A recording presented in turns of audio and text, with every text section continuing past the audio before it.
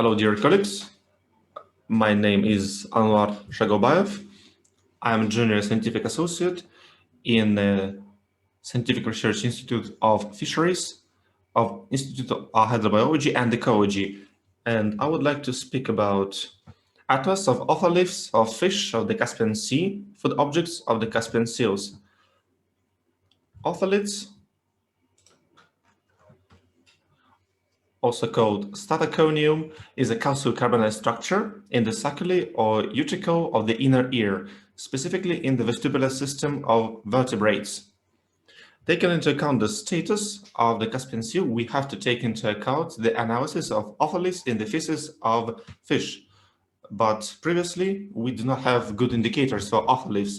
The task of our study was to study the diet of Caspian seals during the winter time in the southern part of Caspian Sea.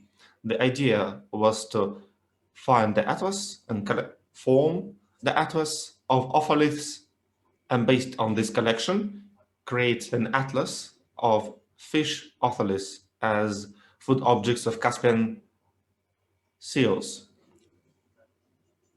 During spring and autumn times, we have collected enough material to describe the otoliths of Caspian fish.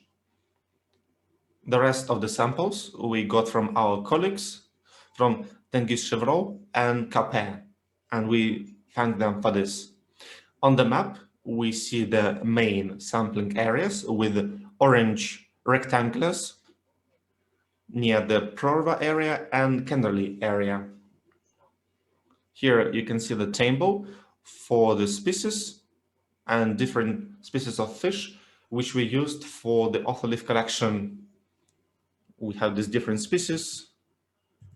We see their size, length, and number of individuals which we analyzed. Usually, otoliths is used for the biggest otoliths, which has 3 pairs. The sagittal one. Usually, they are very specific, but their shape can be different. Sometimes it can be similar, sometimes it can be absolutely different. It's very important to describe otoliths, to find different structures, and to have good understanding of their structure. It is also important to find the necessary morphological parameters like width, size, length. It's also necessary for measurements and deciding if it's a left otolith or right one. All the otoliths extracted were photoed and measured using the MOTIC special program. We can see here on the screen the measurements, the length, width, different radii, the otoliths. We have performed correlation and we have calculated ratios for different sizes and measurements. Then we created a schematic for the correlation and ratio between these different sizes.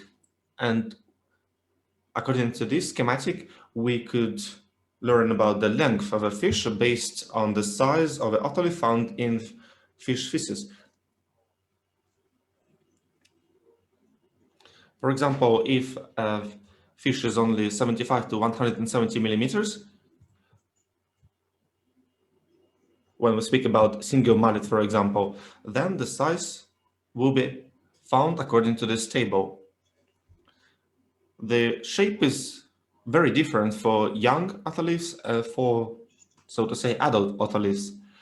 Rostrum, anterostrum, dorsal, ventral parts, they are different. Sometimes they're even absent at all. Rostrum size and rostrum shape is sometimes very similar. Young ones cannot be defined based on their otoliths. When fish starts to grow, they change, they transform until they reach their biggest size, which means the otolith also changes its shape during the whole life cycle of a fish. Sometimes it's really hard to narrow down a specific shape of an otolith.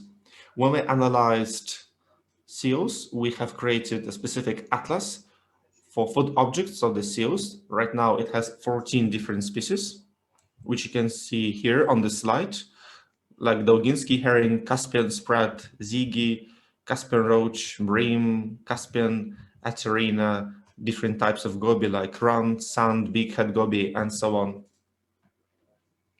We try to analyze enough information. We provide the title, the name of the species, then a photo of the species, or rather photo of the otoliths, and then description of the otoliths, which takes into account morphological parameters which are necessary for the analysis. You saw them on the previous slide. We had some difficulties with extracting sagittal otoliths from some species of fish. They are very fragile and they're very close to some very damaging organs, so it was very hard to extract the otoliths.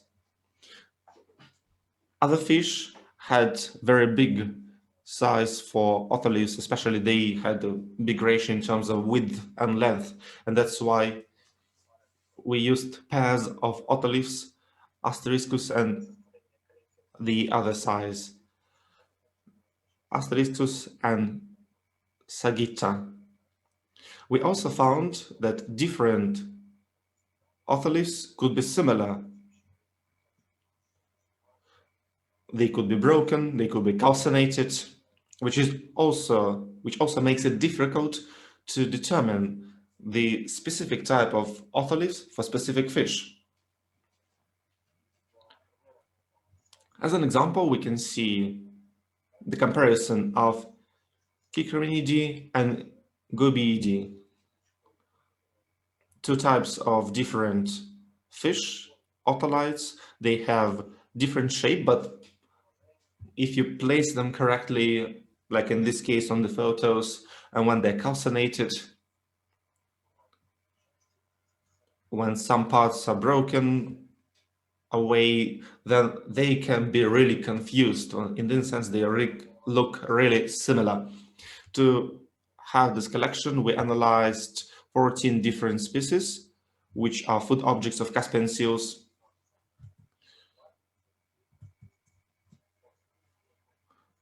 We described Sagittas. We provided the description for each of these otoliths. We provided the necessary schematic, and we also created Atlas for the food objects of Caspian seals, which contains these 14 different species, comparing feces of the otoliths we know from halibut, for example. With the new otoliths, we could define different genera and species, and we also could define the average length and size of a fish based on the size and dimensions of an otolith. If there are any questions, I would be very glad to answer them. Thank you, Anwar. If we have any questions, we don't have any questions right now, but we have 7 more minutes before the break.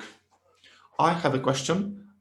Anwar, how did you collect the feces to analyze the content to analyze the otoliths in them? Could you please repeat the question? Question, how did you collect the feces from seals in order to extract otoliths and then analyze them?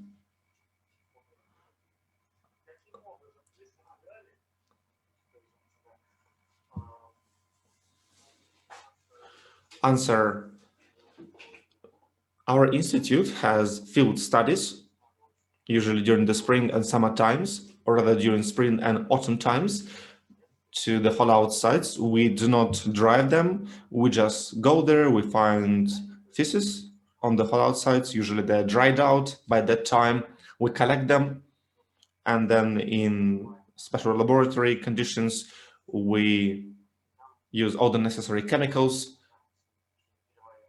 and until we get these bones, because otoliths are basically bones, there are some other fragments, and then we pick the otoliths from these remains, then we analyze them.